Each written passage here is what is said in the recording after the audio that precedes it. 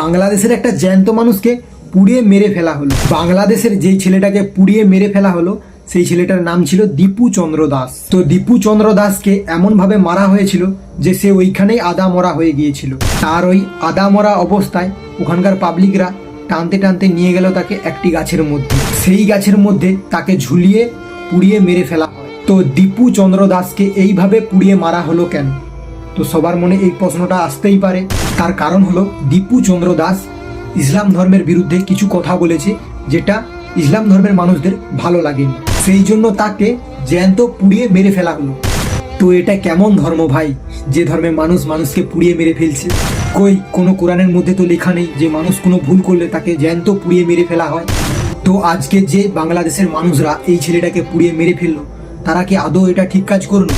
তো তার বিচার এখন তোমরাই করো, তোমাদের হাতেই সব কিছু। তোমরা দীপু চন্দ্র দাসের পাশে দাঁড়াও, পাশে থাকো।